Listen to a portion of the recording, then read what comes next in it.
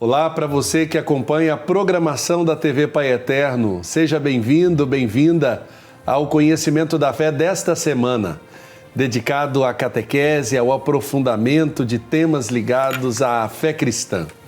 Vamos pedir a intercessão de nossa mãe, a Mãe do Perpétuo Socorro, no início deste programa. Ave Maria, cheia de graça, o Senhor é convosco. Bendita sois vós entre as mulheres, e bendito é o fruto do vosso ventre, Jesus. Santa Maria, Mãe de Deus, rogai por nós, pecadores, agora e na hora de nossa morte. Amém. Lembremos também as palavras com as quais Jesus nos ensinou a chamar a Deus de Pai. Pai nosso que estais nos céus, santificado seja o vosso nome. Venha a nós o vosso reino, seja feita a vossa vontade, assim na terra como no céu. O pão nosso de cada dia nos dai hoje, perdoai-nos as nossas ofensas, assim como nós perdoamos a quem nos tem ofendido. E não nos deixeis cair em tentação, mas livrai-nos do mal. Amém. No início desse programa, você sabe, temos sempre uma mensagem especial para você. E de modo especial, queremos convidar você a entrar em contato conosco. Isso mesmo, a ligar para nós ou enviar uma mensagem para a nossa central de relacionamento. Você também pode fazer, através deste canal, o seu pedido de oração, participando também pelas redes sociais, @Basílica Pai Eterno, ou acessar o nosso portal Pai Eterno e contribuir para a construção do novo santuário. Faça parte desta família de amor, ligando para nós ou nos enviando uma mensagem no WhatsApp, 62 3506 9800, ou baixando aí no seu smartphone o nosso aplicativo Pai Eterno, por onde você acompanha gratuitamente a nossa programação, a programação da TV Pai Eterno e também a programação de tudo o que acontece no Santuário Basílica de Trindade. A você que já faz parte da nossa família e é fiel na sua entrega mensal, muito obrigado de coração. No programa Conhecimento da Fé, nós vamos nos aprofundar hoje na história de Santa Rita de Cássia. Por volta de 1381, nasceu na Itália uma mulher destinada a ser conhecida em todo o mundo como a Santa das Causas Impossíveis. Nascida Margherita Lotti, viveu intensamente cada etapa de sua vida, da juventude piedosa ao matrimônio doloroso e da maternidade sacrificada à consagração religiosa, marcada por estigmas e também por milagres. Para falar sobre Santa Rita de Cássia, eu tenho a alegria de receber dois convidados, o padre Isaías Oliveira da Silva, que é vigário paroquial da paróquia de Santa Rita de Cássia aqui em Goiânia. Padre Isaías, bem-vindo. Muito obrigado. E também está conectado conosco o Frei Tyler Ferreira, ele que é da Ordem de Santo Agostinho, prior local e formador dos agostinianos na cidade de Fortaleza, no Ceará. Frei Tyler, bem-vindo.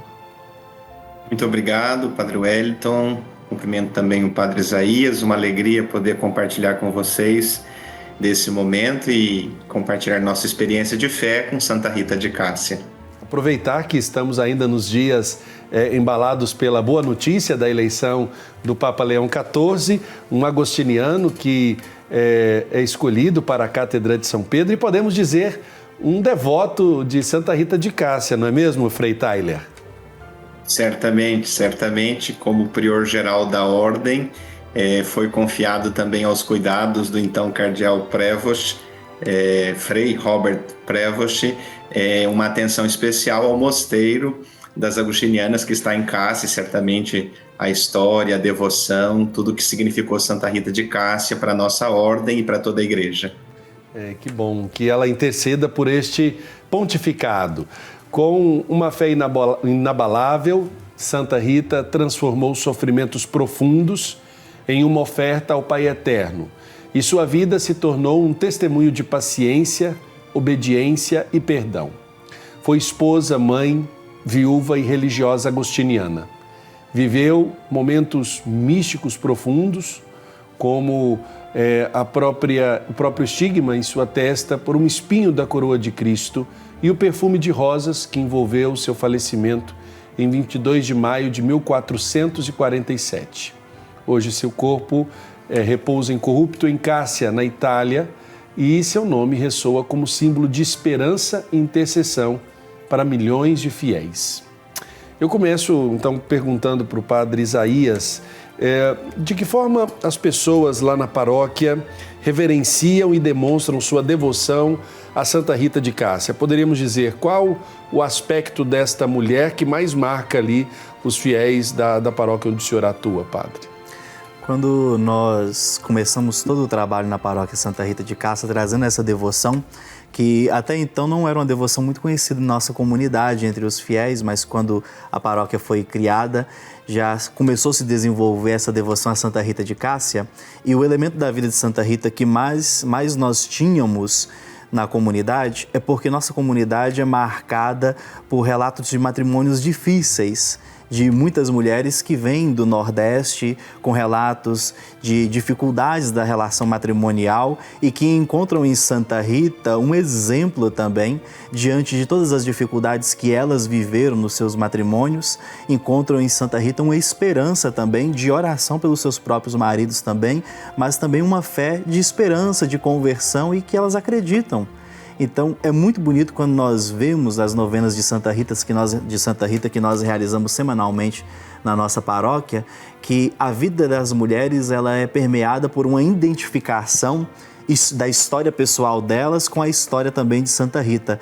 Então, é bonito ver que é um encontro de realidades, da realidade de Rita, da santa, que nós temos devoção e veneração, e ao mesmo tempo a identificação tão bonita da vida dessas mulheres com a nossa padroeira Santa Rita de Cássia.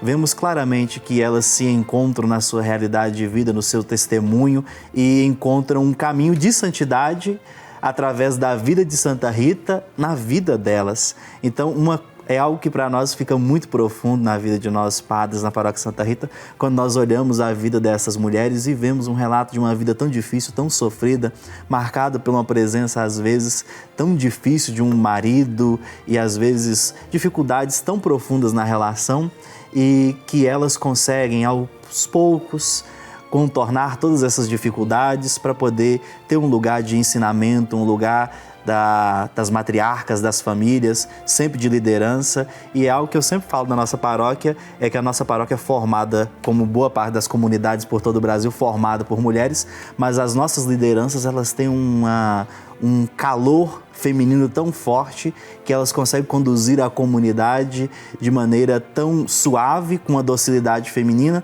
mas ao mesmo tempo com uma pegada cada vez mais profunda para o pesado, para o trabalho. E isso é muito bonito da gente ver na comunidade, mulheres que estão à frente.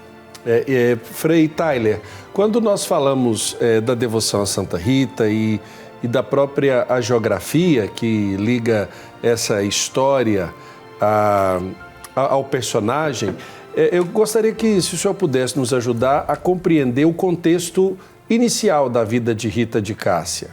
Porque quando nós falamos ou relacionamos, lembramos principalmente da sua relação com o esposo e depois do seu sofrimento, né, diante da dificuldade com os filhos, os conflitos, etc.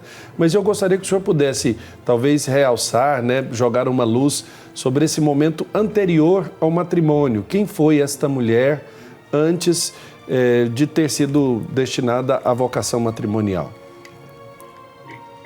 De fato, é sempre bom, né, quando a gente conhece a história de um santo, de uma santa, conhecê-lo mesmo na sua humanidade, né, no seu contexto, na sua herança familiar, não é?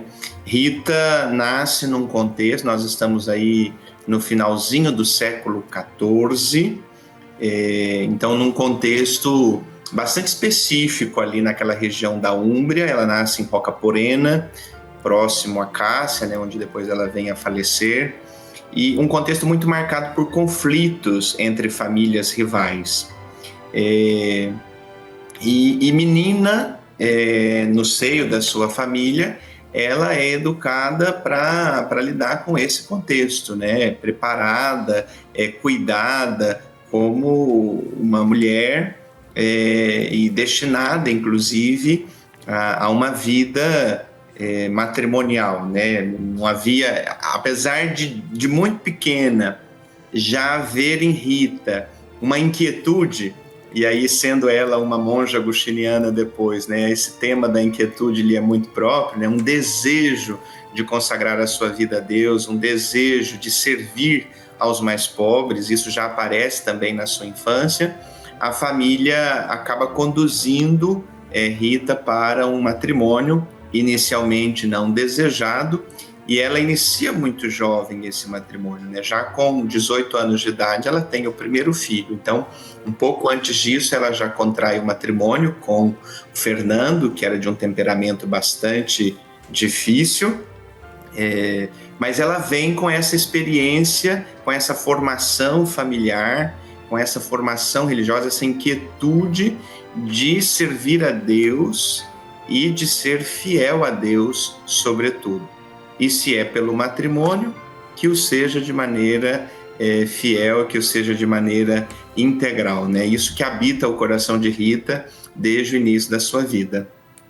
Perfeito. Padre Isaías, quando nós falamos de vocação e sofrimento nesse caso, né, ela já tinha uma vocação, né, já tendia para fazer a vontade de Deus de uma forma diferente, apesar de no início estar contrariada ao matrimônio, ela abraça essa condição até o fim, mesmo no sofrimento. Que lições a gente pode tirar desse comportamento de Rita nesse início da sua vida? Acho que a gente pode ver que existe um processo de clarificação vocacional em Rita. Eu acho que Rita, ela traz para nós uma escola vocacional que transitou entre a vida matrimonial, a vocação ao sacramento do matrimônio, e a vida religiosa consagrada. Rita para nós, eu acredito que é um exemplo de um processo vocacional que se desenvolveu. É o exemplo de uma rosa que se desabrocha. Então, Rita faz todo um processo. Primeiro, ela demonstra toda a sua infância um processo vocacional, um desejo de ser irmã, de ser freira. Logo em seguida, ela é dada em noivado a um marido que, como o Frei Tyler trouxe para nós, tinha um temperamento um pouco abrupto também, um pouco agressivo até. E logo depois da morte dele, ela resolve retomar a sua primeira paixão, que é a vida religiosa. Então, nessa escola vocacional, o que a gente aprende de Rita é que a vocação ela passa por um processo de clarificação. Ela tinha um primeiro amor, tinha um primeiro desejo, mas mesmo diante das dificuldades, ela não nega a vocação à vida matrimonial, mas ela abraça a vida matrimonial mesmo diante dos sofrimentos, das diversas situações, até mesmo com um marido temperamental, agressivo até, ela abraça, passa diversos sofrimentos, mas eu acredito comigo que a vida matrimonial de Rita foi um processo para que ela tivesse cada vez mais clareza da sua paixão e da sua identificação pela vida consagrada.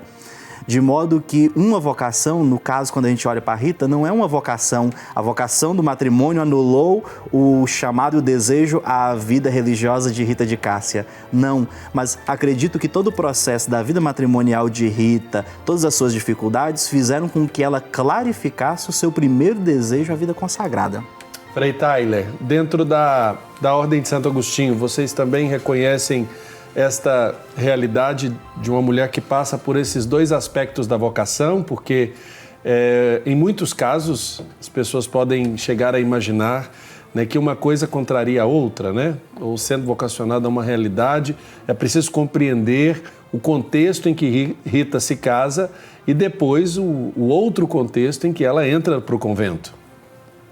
Com certeza, sempre a celebramos, né, como esse modelo vocacional de quem percorreu os diferentes estados de vida, né? Foi solteira, foi casada, foi mãe, foi viúva e foi religiosa, né?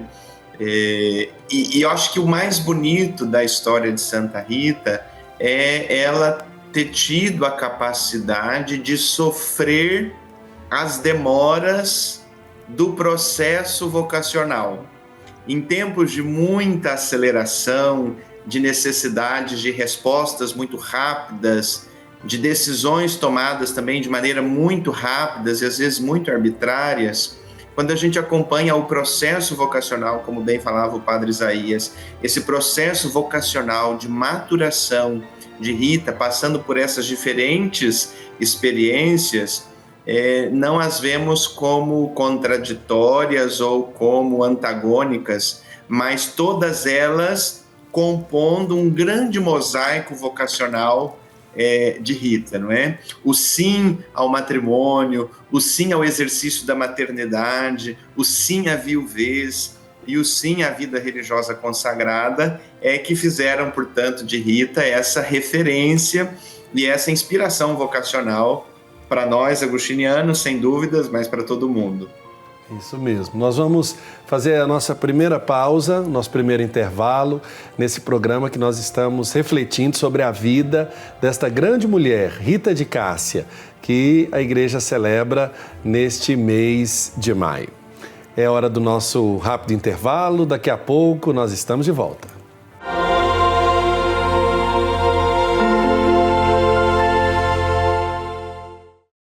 Estamos de volta com o Conhecimento da Fé, hoje falando sobre uma devoção muito bonita a Rita de Cássia, esta monja agostiniana que passou por diferentes estados de vida no seu processo vocacional.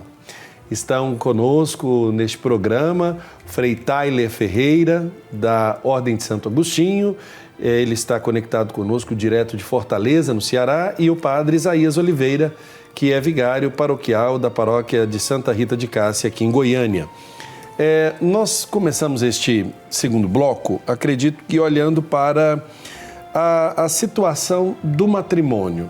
E aí eu gostaria que o Frei Tyler pudesse iniciar falando para nós sobre como vocês, no estudo da geografia desta santa agostiniana, como vocês podem sintetizar para nós esta experiência do casamento. E aí, desse aspecto, primeiro, de uma mulher que é destinada ao matrimônio, né? Não manifestava por si mesma ali a sua vontade, ela não poderia ser respeitada diante de um modelo machista, patriarcal no contexto, né? Ela já era destinada a um casamento. Como é que vocês observam essa primeira fase da vida de Santa Rita de Cássia? É muito parecida, talvez não pela condução, né? Mônica, mãe de Santo Agostinho, também teve uma experiência matrimonial difícil com Patrício, apesar de não ter sido conduzida ao matrimônio como foi Rita. Eu acho que o mais bonito e o mais inspirador de Santa Rita não é tanto uma certa submissão ao marido, até porque isso é contra a dignidade da própria mulher e do ser humano como um todo, mas ela perceber aquele contexto específico e com sabedoria ir operando um processo de conversão também no seu esposo, ainda que ele não tenha acontecido efetivamente, como aconteceu com Patrício, no caso de Mônica, esse testemunho silencioso, essa paciência, esse traçar um caminho diferente e não na mesma medida, me parece ser uma intuição preciosa para a gente iluminar as relações conjugais, as relações afetivas dos nossos tempos. Sem dúvida, destacando a importância da gente construir cada vez mais relações de igualdade, de respeito, de diálogo, de encontro amoroso entre os casais. Padre Isaías, um aspecto que me chama muito a atenção diante de tudo isso que o Frei Tyler traz para nós é a determinação de Rita em não desistir.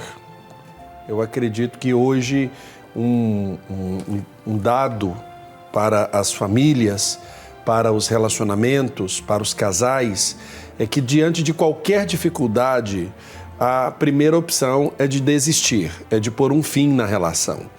E esta opção parece que não era computada por Rita em sua experiência de vida, por mais difícil e dolorosa que fosse. lutou até o fim para que tudo desse certo. E quando ela mesmo não sentiu que fosse conforme a vontade dela, ela abraçou a vontade de Deus até o fim, não é mesmo? Na vida de Rita, a gente percebe um sinal muito claro desse desejo de se conformar à vontade de Deus, porque a primeira coisa que Rita faz é desejar sempre ser uma boa filha, ser uma boa esposa, foi uma boa mãe, foi uma boa religiosa. É esse desejo de santificação nos diversos estágios da vida. Então, Rita tem essa determinação e essa busca de ser, através da vontade de Deus, santificar a sua vida, sendo uma boa filha, sendo uma boa mãe, sendo uma boa esposa, sendo uma boa religiosa. Rita tem no seu horizonte o desejo da santidade, e a santidade de Rita passa por um processo de se conformar à vontade de Deus. Tanto que quando a gente olha já o finalzinho da vida de Rita, ela decide que a forma mais profunda e mais plena de se conformar à vontade de Deus é abraçar de maneira plena em sua vida o sacrifício de Cristo. Por isso que Rita, então, recebe esse estigma na sua testa, que é a coroa de espinhos, porque é quando Rita, então, ela conforma a vontade de Deus na sua vida. E na vida de Rita a gente vê que é todo um processo que ela faz de conformar a sua vida com a vontade de Deus, sendo sempre o melhor possível, e chega o final da vida dela que ela decide se conformar de maneira tão plena à vida de Cristo, que ela pede justamente para poder se igualar à paixão do Senhor. Frei Tyler, um aspecto que eu gostaria que o senhor pudesse trazer, como é que se desenvolveu depois, então, do matrimônio celebrado, né, de Rita com Fernando? Como é que foi essa relação? A geografia, né, a história desta santa, traz elementos deste matrimônio? Como é que vocês sintetizam este período da história de Rita de Cássia? O período matrimonial, no caso, né? Não foi um período muito longo, temos aí mais ou menos em torno de 12 anos de vida matrimonial, considerando depois o tempo que Rita foi monja, é um tempo bastante curto, né? Mas muito marcado por essa relação tensa com o esposo, que era muito violenta e que se envolvia em muitos conflitos próprios daquele tempo, não é? Fernando morreu num conflito de famílias ali na região da Úmbria, não é? Então, mas mesmo com essas dificuldades, mesmo com essas tensões, ela tem o primeiro filho já aos 18 anos de idade, o segundo filho aos 20 anos, então também toda a sua energia, toda a sua entrega, também se colocou no exercício da maternidade. Então, a relação matrimonial, de alguma forma, era também consumida pelo exercício da maternidade, o cuidado que Rita tinha com João Santiago, o primeiro filho, e Paulo Maria, o segundo filho. Perfeito. Interessante, Padre Isaías, diante daquilo que o Frei Tyler traz, os elementos de se dedicar também a ser boa. Neste contexto, ser boa mãe, como o senhor bem lembrou, boa esposa. Diante dessas dificuldades, que lições nós podemos tirar deste período aí? Quando a gente vê toda essa dimensão desses estágios de vida de Santa Rita, a primeira lição que a gente tem é que, diante das possibilidades que ela tinha, ela aproveitou as possibilidades que tinha para poder ser o melhor possível.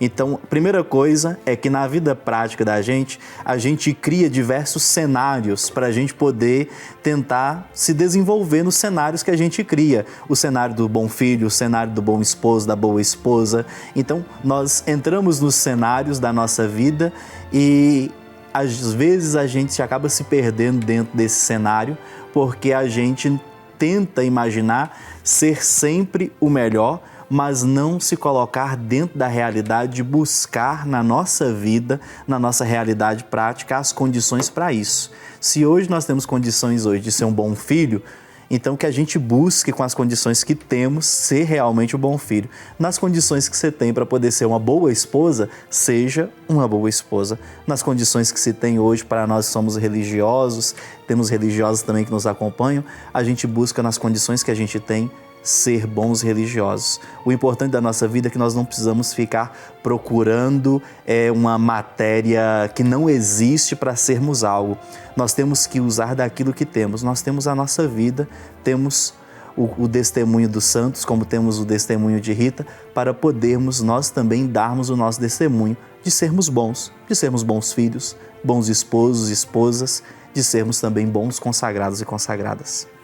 Frei Tyler, o aspecto da cruz, nós podemos dizer que o sofrimento faz com que Rita olhe para a cruz como sendo a base da sua espiritualidade.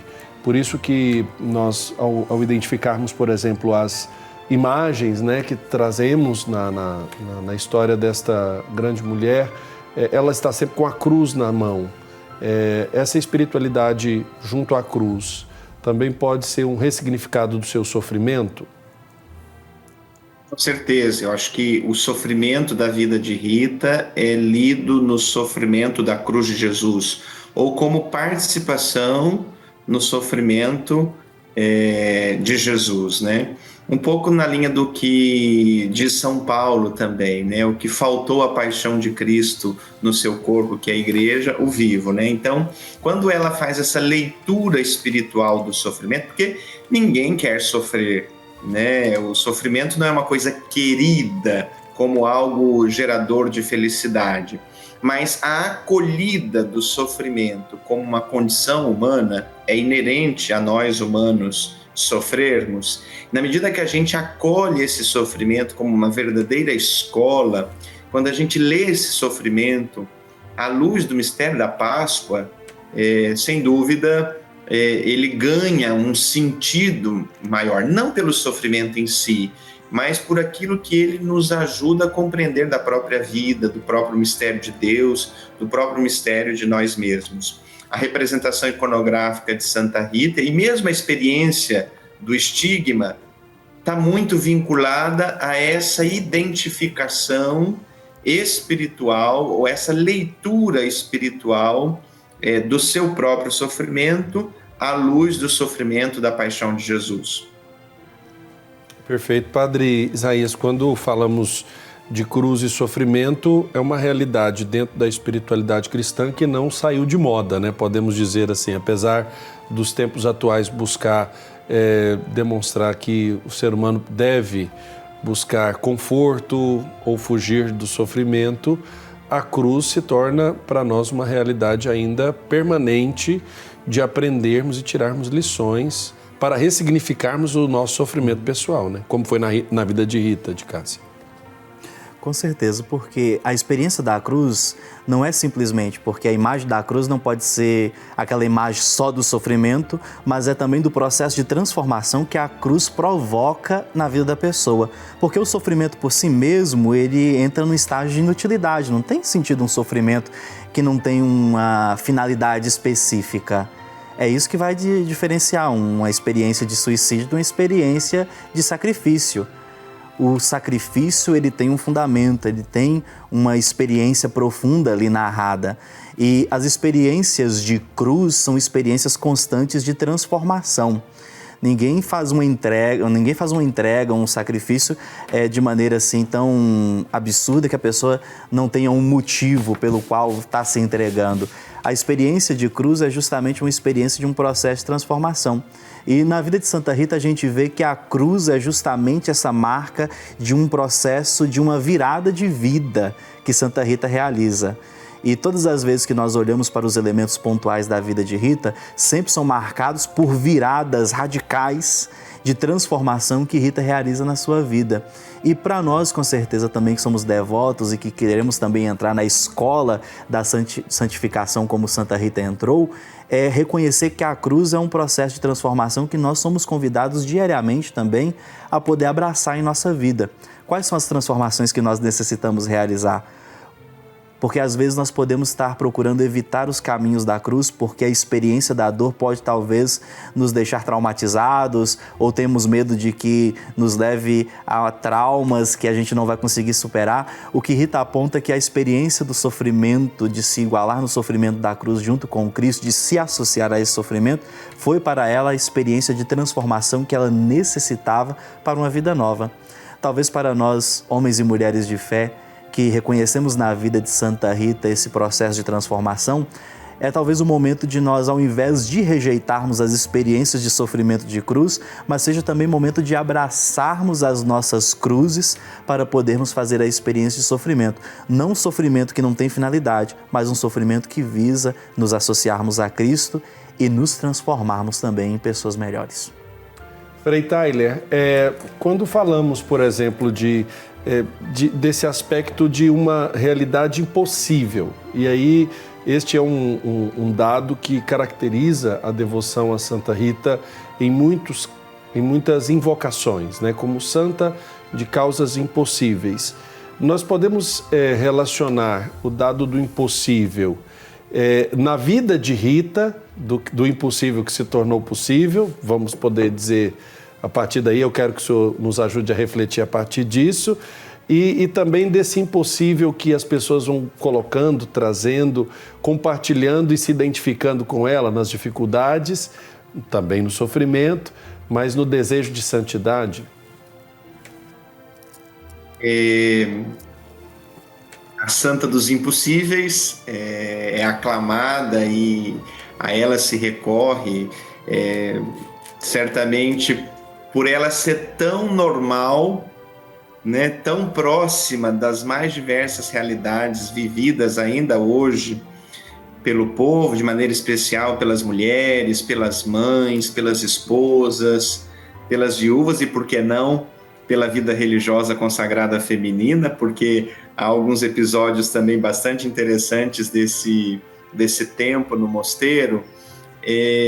Eu acho que quando a gente recorre a Santa Rita, atribui a Santa Rita esse título da advogada das causas impossíveis, é uma recordação de que para Deus nada é impossível, como a gente já aprendeu lá no Evangelho de São Lucas, e que Deus está atento às mais diversas realidades que cada um de nós vivemos para fazer visita na nossa história.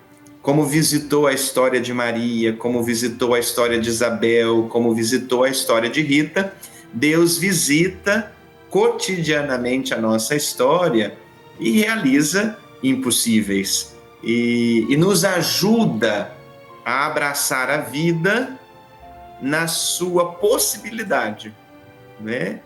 Tem coisas impossíveis? Tem coisas impossíveis. Mas há também caminhos possíveis, e são por esses que a gente deve caminhar confiantes de que Deus está conosco.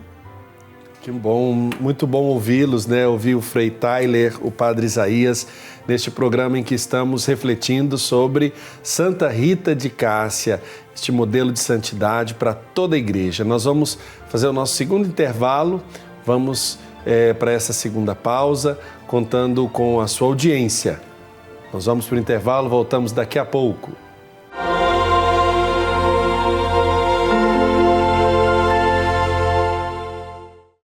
Estamos de volta com o conhecimento da fé desta semana, que reflete esta grande mulher, Santa Rita de Cássia, para refletirmos sobre os aspectos da vida, aspectos importantes que a conduziram à experiência de santidade. Nós temos a oportunidade de conversar com dois convidados que estão ligados conosco. O Frei Tyler, que é prior local dos agostinianos em Fortaleza, no Ceará, formador dos futuros frades agostinianos, né? E o Padre Isaías Oliveira, que é vigário da paróquia de Santa Rita de Cássia, aqui em Goiânia. Frei Tyler, este bloco eu gostaria de aproveitar a oportunidade de falarmos com o senhor para pensarmos alguns aspectos da própria ordem agostiniana, porque Santa Rita se faz monja agostiniana. Quais são os aspectos fundamentais da ordem de Santo Agostinho? né? Quais são o carisma e a espiritualidade que resumem esta ordem? A Ordem de Santo Agostinho, de inspiração agostiniana, não foi fundada por Santo Agostinho, isso é uma curiosidade já de antemão. Santo Agostinho fundou vários mosteiros no norte da África e esses mosteiros foram se espalhando. Depois, em 1244, já bem próximo aí no tempo do próprio período de Santa Rita, a ordem foi fundada pelo Papa Inocêncio IV no contexto das ordens mendicantes. Então, nós estamos muito próximos ali de franciscanos, dominicanos, um contexto muito específico que exigia uma renovação no processo da evangelização, na presença da igreja, sobretudo nas cidades nascentes, naquele período. Então, a nossa ordem, ela nasce nesse contexto mendicante, recolhendo da tradição agostiniana 3 grandes intuições, 3 grandes pilares.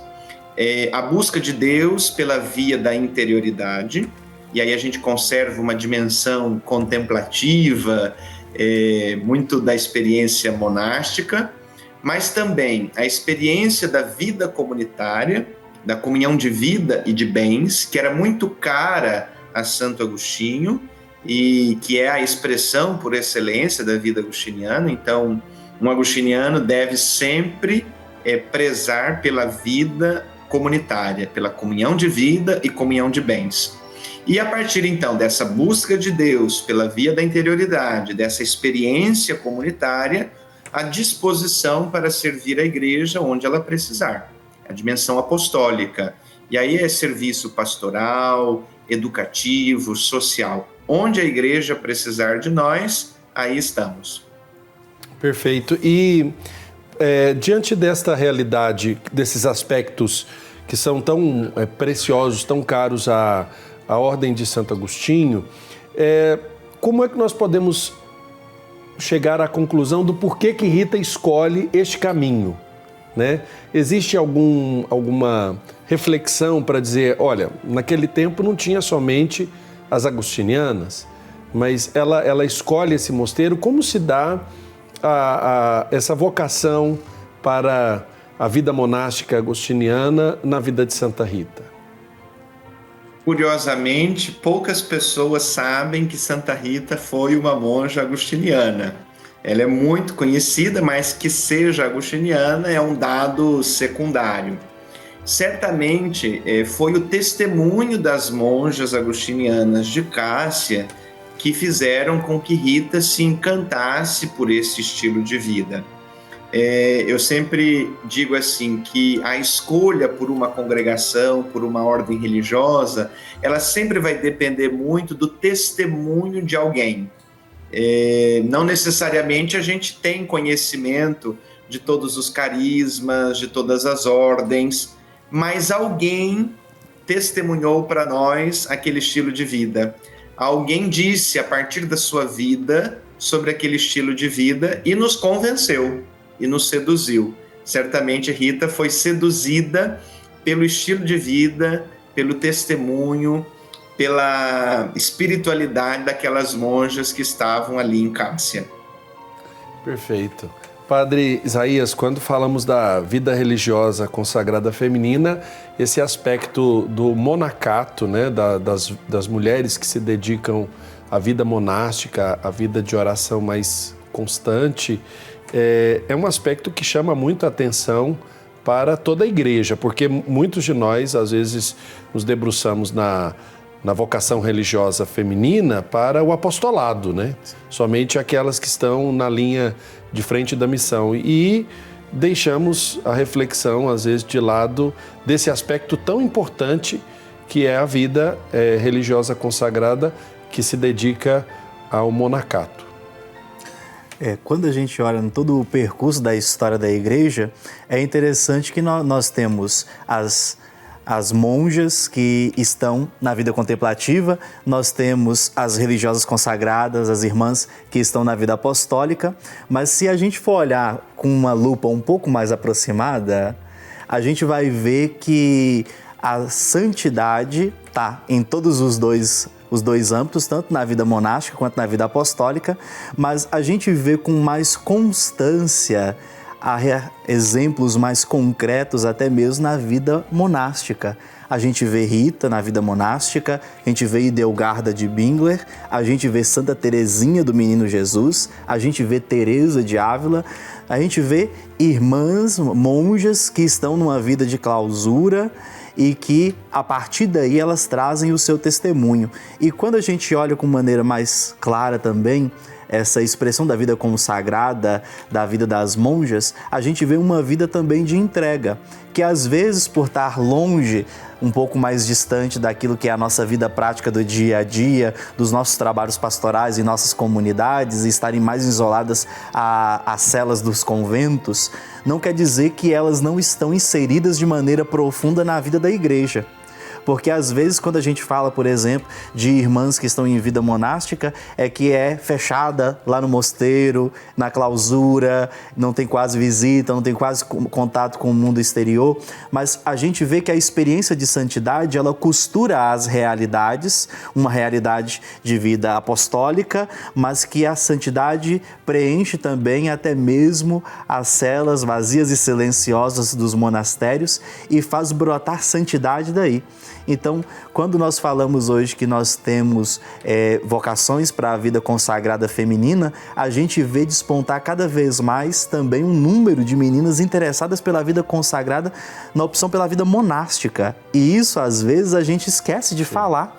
O crescimento das vocações femininas, principalmente no âmbito da vida monástica, tem tido mais êxito do que na vida apostólica. Na vida apostólica. Você vê um número muito grande e a entrada das meninas na vida monástica é assim um processo bonito. Você vê, por exemplo, até mesmo as beneditinas, todo o processo que as meninas fazem para poder entrar de conhecimento primeiro, para depois entrar na vida monástica, uma grande celebração de introdução na vida monástica. E isso às vezes não aparece porque é uma vida de recolhimento, uma vida mais silenciosa, resguardada e que, infelizmente, no nosso âmbito da vida pastoral a gente acaba não vendo, mas que está ali presente. Claro. Frei Tyler, Santa Rita teve dificuldades na experiência, primeiro de entrada no mosteiro e depois de permanência ali, e eu pergunto isso porque às vezes as pessoas podem pensar assim, não, ela entrou para o mosteiro, resolveu a vida dela, né? Então não teve mais sofrimento. E a gente sabe que não é bem assim, né? Com certeza não foi. E eu acho que isso foi uma marca da vida de Santa Rita, né? O sofrimento no matrimônio, na educação dos filhos, também fez parte ao longo da sua vida consagrada. Inicialmente houve ali uma resistência do mosteiro para acolhê-la, inclusive há aquele relato, né, de que ela tenha dormido do lado de fora do mosteiro e amanheceu do lado de dentro, né, indicando aí uma identificação ou um sinal divino de que o lugar dela era naquele mosteiro, né. Não foi sem desafios também a vida consagrada. Nós que vivemos essa experiência, o sabemos que a convivência fraterna é também permeada por espinhos, né? Os estigmas da paixão não são só aqueles das experiências místicas, senão também aqueles que a gente colhe nas relações e que são fundamentais para o nosso amadurecimento, para a nossa consagração, para a nossa configuração ao próprio Jesus. Então, foram largos anos que Rita viveu como consagrada, mais de 40 anos. Ou seja, se você compara com o tempo do matrimônio, é um tempo bem maior. E certamente com muita disposição interior para viver as dificuldades que são inerentes a qualquer comunidade humana, né? A qualquer grupo de pessoas. Perfeito.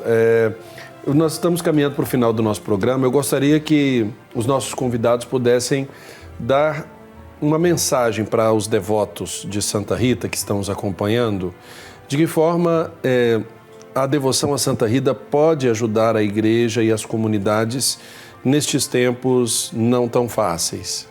Vou começar com o Padre Isaías e termino depois com o Frei Tyler. Os tempos que a gente está vivendo cada vez são tempos de pouca esperança, Às vezes a gente não sabe o que esperar mesmo. E Santa Rita, ela é a padroeira, ela é a santa das causas impossíveis, mas logo em seguida também vem o próximo, que é de causas desesperadas também. Às vezes nós estamos em demandas que a gente tem sempre uma causa desesperada, todos nós temos uma causa de urgência. Eu acho que nesse ano que a gente está vivendo o Jubileu da Esperança, Santa Rita, ela desponta para a vida da igreja como um sinal de esperança também. Esperança do verbo esperançar, justamente dar movimento para a nossa vida. Rita vem como um sinal de esperança para a igreja. Nesse ano jubilar, certamente é permitirmos também que a santa das causas impossíveis e desesperadas possa também nos dar esperança para as nossas labutas cotidianas, para as nossas dificuldades, para os nossos calvários, para podermos também carregar as nossas cruzes, mas principalmente para podermos fazer o processo de nos associarmos à cruz de Cristo. Frei Tyler Ferreira, quero que o senhor deixe sua mensagem também para quem está nos acompanhando. São tantos e tantas devotos, devotas de Santa Rita de Cássia, que puderam redescobrir um pouco mais de sua vida, né, naquilo que nós fomos abrindo aqui, refletindo ao longo deste programa. Sua mensagem diante deste tão grande exemplo. Na linha do que já partilhou conosco também o Padre Isaías, eu faço eco às palavras de São João Paulo II, por ocasião da transladação dos restos mortais de Santa Rita no jubileu do ano 2000, ele propunha Santa Rita como um sinal de esperança, sobretudo para as famílias. Então, neste ano jubilar, neste ano de esperança, de ser peregrinos de esperança, eu acho que Santa Rita é esse sinal de esperança. E aí, faço ainda eco às palavras de São João Paulo II, numa outra ocasião, no 7º centenário do nascimento de Santa Rita. Ele disse que Rita é santa não tanto pela fama de seus prodígios que a devoção popular atribui à eficácia de sua intercessão diante de Deus onipotente, mas sobretudo pela surpreendente normalidade na vida cotidiana. Eu acho que essa normalidade da vida cotidiana é o segredo da santidade. E é o principal testemunho de Santa Rita para cada um de nós. Que a gente não desista da normalidade da vida cotidiana e faça desse lugar, uma escola de santidade. E na experiência de Santa Rita também, Frei Tyler, me permita pedir que todos rezemos pelo pontificado do Papa Leão XIV, um agostiniano e podemos afirmar com certeza um verdadeiro devoto de Santa Rita, não é mesmo? Certamente, certamente. Pedimos a intercessão dela, a santa das causas impossíveis, para que o Papa Leão XIV tenha muita luz e discernimento nas muitas causas impossíveis que ele vai ter que enfrentar conduzindo a igreja nesse tempo. Nosso agradecimento, Frei Tyler Ferreira, da Ordem de Santo Agostinho, prior local e formador dos agostinianos em Fortaleza, no Ceará. Agradecemos também ao Padre Isaías Oliveira da Silva, que é vigário paroquial da paróquia Santa Rita de Cássia, em Goiânia, Goiás. A você o nosso agradecimento, nosso muito obrigado pela sua audiência. O Senhor esteja convosco, Ele está no meio de nós. Por intercessão de Santa Rita de Cássia, abençoe-vos o Deus Todo-Poderoso, Pai, Filho e Espírito Santo. Amém. Um forte abraço, Deus te abençoe e até a semana que vem, com mais um encontro, nosso Conhecimento da Fé.